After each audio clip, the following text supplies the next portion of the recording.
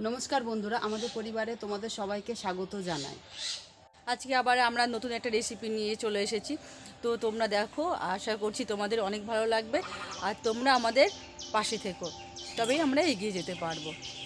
তো চলো আমরা আজকে রান্না শুরু করে দিই।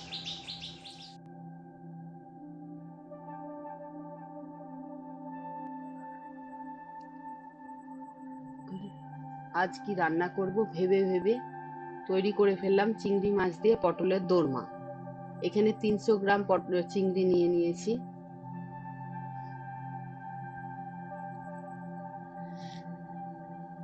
আর দেখো, তাজা পটল নিয়ে নিয়েছি এখানে 700 গ্রাম। আর যেগুলো ব্যবহার করব সেগুলোও দেখে নাও। মগজ নিয়েছি, কাঠবাদাম নিয়েছি, পেঁয়াজ, রসুন, আদা, লঙ্কা, টমেটো। আর এদিকে নিয়েছি জিরে গুঁড়ো, ধনে গুঁড়ো আর গরম মশলা। পটল দেখো, আমি আগে থেকেই কেটে কিছু রেখে দিয়েছি দেখানোর জন্য। আগে থেকেই পটল কেটে রেখে দিয়েছি। আর দুটো পটল রেখে দিয়েছি তোমাদের দেখাবো বলে যে কিভাবে কাটছি। তোমরা দেখো আমি কিভাবে কাটছি। আর এখানে পটলের শাঁসগুলো আমি আলাদা করে নিয়েছি। কিভাবে ব্যবহার করব সেটাও তোমাদের দেখিয়ে দেব।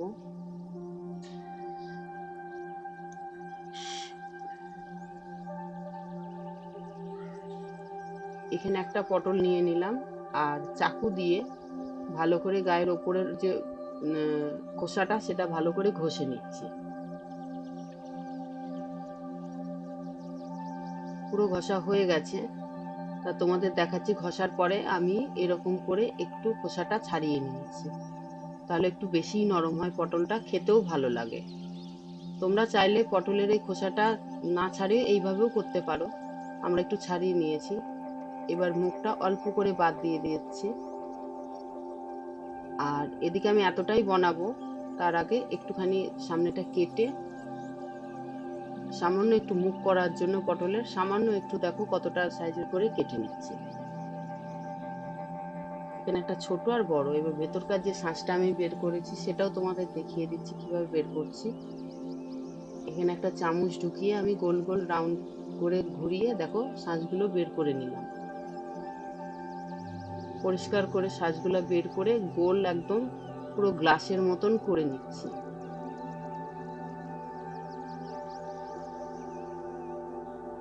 আর ওই ছোট ঢাকনাটা আর আমি কিছু বের করব না, কারণ ওটা ভাজার পরে ঢাকনা হিসাবে আমি কাজ করব। এখানে যে চিংড়ি মাছগুলো দেখিয়েছিলাম সেটা আমি ভেজে নিয়েছি, কিন্তু বেশি ভাজিনি, একটু নরম করে ভেজেছি। আর এই মুখগুলো আমি বাদ দিয়ে দেব, মুখগুলো আমি ব্যবহার করব না।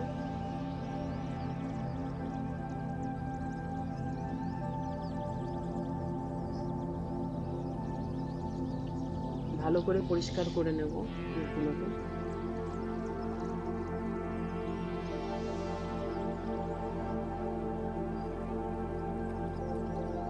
দেখো চিংড়ি মাছ থেকে কতগুলো মুখ বেরোলো। এগুলো আর আমি ব্যবহার করব না, ফেলে দেব। আর এই চিংড়ি মাছগুলো আমি চাকু দিয়ে ছোট ছোট টুকরো করে নেব।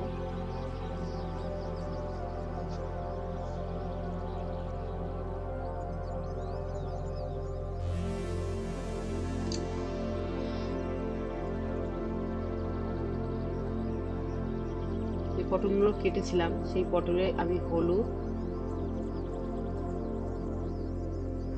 লবণ, সামান্য পরিমাণ চিনি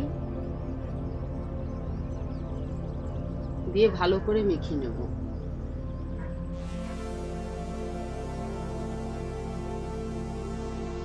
মাখা হয়ে গেলে 10 মিনিট মতন ঢেকে রেখে দেবো। দেখো আমি ওই ভেতরে যে গ্লাসের মতন হয়েছে তার মধ্যে আঙুল ঢুকিয়ে ঢুকিয়ে আমি ভালো করে নুনটা ওর মধ্যে ঢুকিয়ে নিচ্ছি।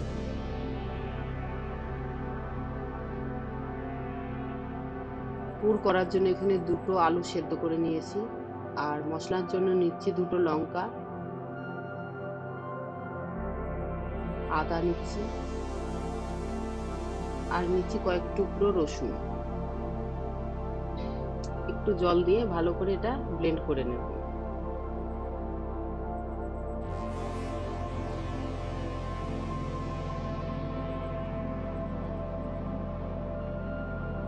ব্লেন্ড হয়ে গেছে। আর পটলের যে শাঁসগুলো সেটাও আমি ব্লেন্ড করে নেব। পটলের শাঁসগুলো দেখো ব্লেন্ড হয়ে গেছে। এবার একটা কড়াই গরম করতে দিয়েছি, তার মধ্যে দিয়ে দিলাম সর্ষের তেল। এই সর্ষের তেলে আমি অল্প পরিমাণ কালো জিরা আর মৌরি দিয়ে দিলাম, এখানে মেথি ব্যবহার করিনি। একটা মাঝারি সাইজের পেঁয়াজ কুচি করে দিয়ে দিলাম, দিয়ে ব্রাউন কালার চলে আসলে টমেটো কুচি দিয়ে দিচ্ছি। এবার যে মশলাটা করেছিলাম সেটা এর মধ্যে দিয়ে দিচ্ছি, ভালো করে কষে নিতে হবে। দেখো একটু তেল ছেড়ে গেছে, এই সময় আমি একটু জিরে গুঁড়ো আর ধনে গুঁড়ো 1/2 চামচ করে দিয়ে দিলাম। ভালো করে নেড়ে নিচ্ছি।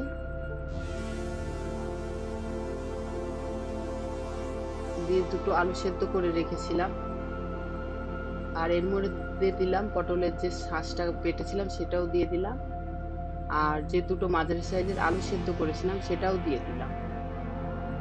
দিয়ে ভালো করে নেড়ে নিচ্ছি।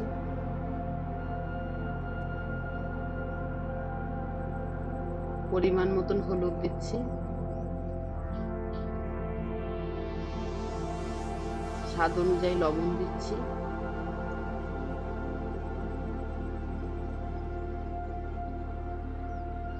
আর যে টুকরো করে রাখা চিংড়ি মাছ সেটাও ওর মধ্যে দিয়ে দিচ্ছি।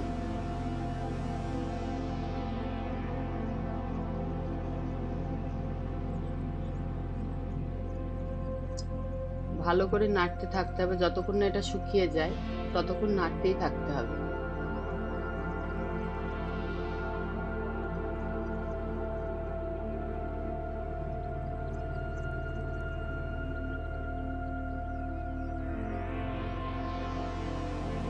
এখন নামাবো, তার আগে একটু গরম মশলা দিয়ে দিলাম।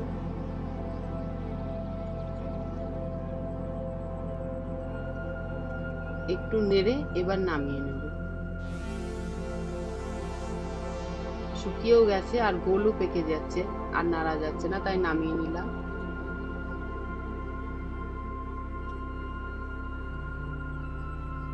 এবার পটলগুলো ভেজে নেব, তার জন্য কড়াইয়ে সর্ষের তেল দিয়ে দিলাম। যে পটলগুলো নুন মাখিয়ে রেখেছিলাম সেটা দিয়ে দিলাম। আমি সবগুলোই একসাথে দিয়ে দেবো। 75% মতন ভেজে নেব পটলগুলো। পটল এবং পটলের যে মুখগুলো আমি কেটেছি সেটা একসাথে সব দিয়ে দিয়েছি। দেখো এখানে 75% মতন ভাজা হয়ে গেছে।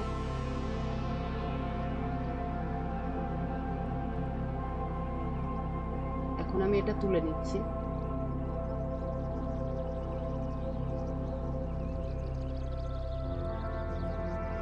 পটলটা ঠান্ডা হোক, ততক্ষণ গ্রেভির জন্য যে মশলাটা করব সেটা তোমাদের দেখিয়ে দিচ্ছি। এখানে একটা মাঝারি সাইজের পেঁয়াজ আমি একটু সেদ্ধ করে নেব, যাতে পেঁয়াজের যে একটা গন্ধ বার হয় সেটা চলে যায়। আর এখানে 4টি কাঠবাদাম আর মগজ দিচ্ছি 4 চামচ মতন, দিয়ে ভালো করে ব্লেন্ড করে নেব।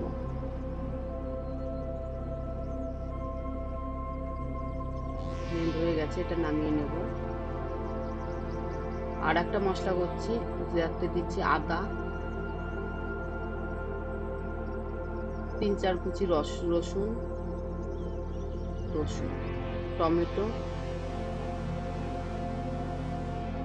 আর যে সেদ্ধ করে রেখেছিলাম পেঁয়াজটা সেটাও এর মধ্যে দিয়ে দিচ্ছি। ভালো করে ব্লেন্ড করে নিচ্ছি। এটা যখন গ্রেভি করব তখন ব্যবহার করব। এখানে পটল ঠান্ডা হয়ে গেছে।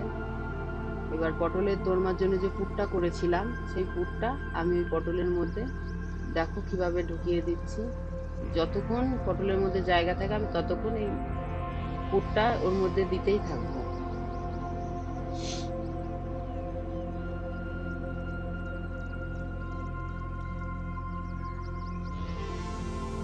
পুরো ভর্তি হয়ে গেছে।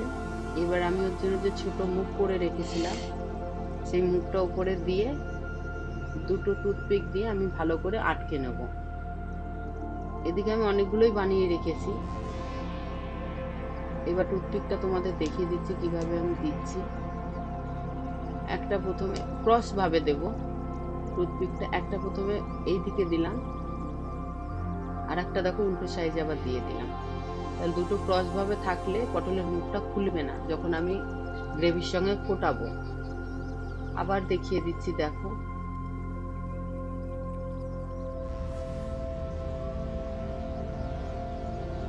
পটল ভাজার তেলেই আমি একটু শুকনো লঙ্কা দিয়ে দিলাম, একটু পাঁচফোড়ন দিয়ে দিচ্ছি। এবার যে সে পেঁয়াজ আদা রসুনের যে পেস্টটা করেছিলাম সেটাও দিয়ে দিলাম।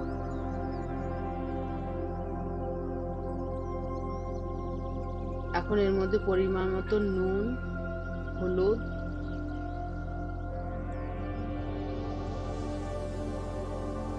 আর একটু চিনি দিলাম স্বাদ আনার জন্য, জিরে গুঁড়ো 1 চামচ, ধনে গুঁড়ো 1 চামচ দিয়ে ভালো করে নেড়ে নিচ্ছি। তেল দেখো ছেড়ে গেছে। এবার গরম করে রাখা জল আমি এর মধ্যে দিয়ে দিচ্ছি।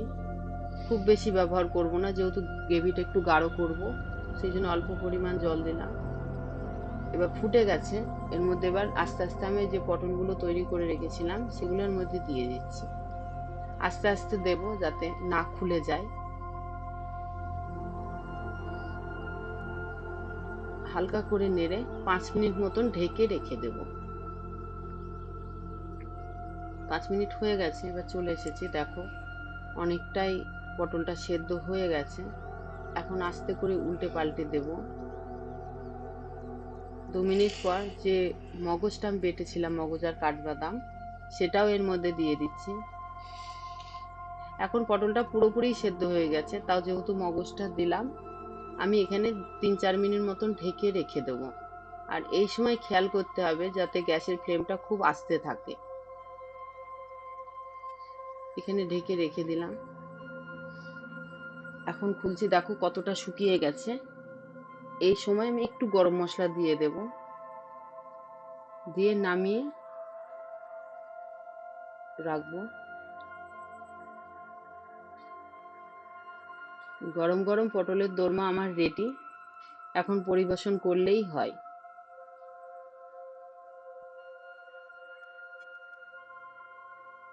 তোমরা এইরকম করে পটলের দোরমা করো, দেখবে সত্যিই ভালো লাগবে। আর খেয়ে আমাকে কমেন্ট করে জানিও যে কেমন লাগলো।